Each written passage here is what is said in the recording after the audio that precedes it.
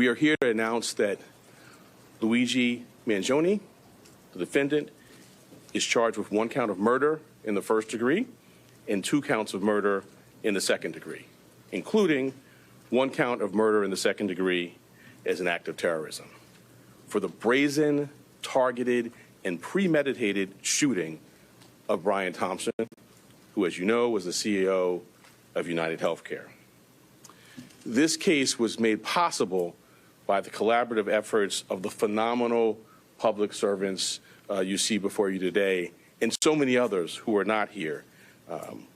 I'm honored to lead the Manhattan District Attorney's Office and privileged to serve alongside Assistant District Attorneys Joel Seidman, Kristen Bailey, and Zachary Kaplan, who were working from the outset, hand in hand, with the greatest police department in the world. The chief of our trial division, Lisa Del Pizzo, and the deputy chief, Chris Prevost, provided sage oversight and direction. And I want to acknowledge our high technology analysis unit. There was a lot to be processed here. Steve Moran, in particular, who heads that, and Marco Popic. We are privileged here at the DA's office to work every day with the phenomenal public servants at the NYPD. It has been a distinct pleasure to work besides Commissioner Tisch, an exemplary partner, and Chief of Detectives Joseph Kinney. Almost every day we're in touch, and his leadership is second to none.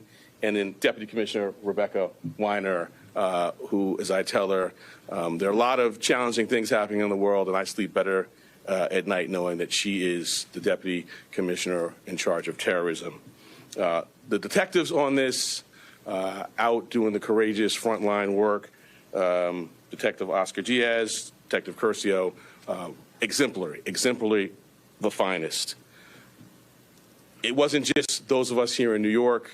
I want to acknowledge the great work of our partners in Altoona, the Altoona Police Department, the Blair County District Attorney's Office, the governors of New York and Pennsylvania, the FBI, and of course, the brave members of the public who answered the call when our great commissioner put out the call for their assistance.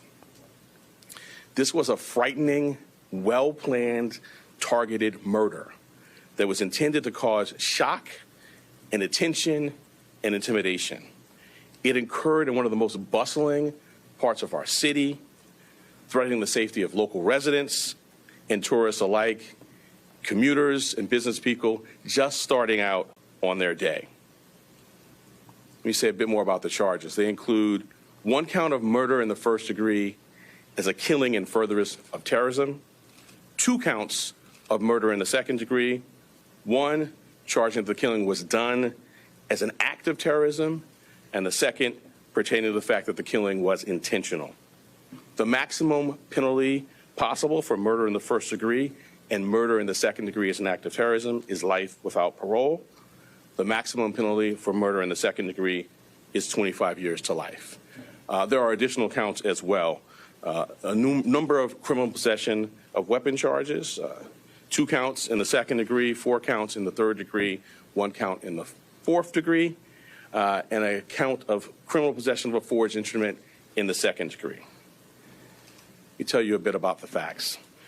On November 24th, we allege that the defendant arrived in New York City to murder Brian Thompson.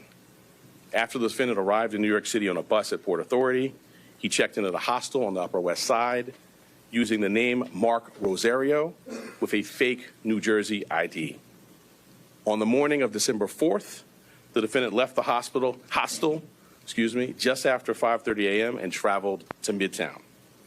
For nearly an hour, we allege the defendant waited in the area near the Hilton Hotel, waiting for Mr. Thompson to appear.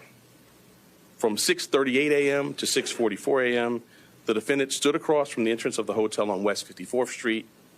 When he saw Mr. Thompson, he crossed the street and approached him from behind. We allege he then took out a 9mm 3D printed ghost gun, equipped with a 3D printed suppressor, and shot him once in the back and once in the leg. The defendant then fled northeast on 54th Street and took an e-bike uptown before getting into a taxi that took him to West 178th Street and Amsterdam Avenue. On December 9th, the defendant was spotted at a McDonald's in Altoona, Pennsylvania.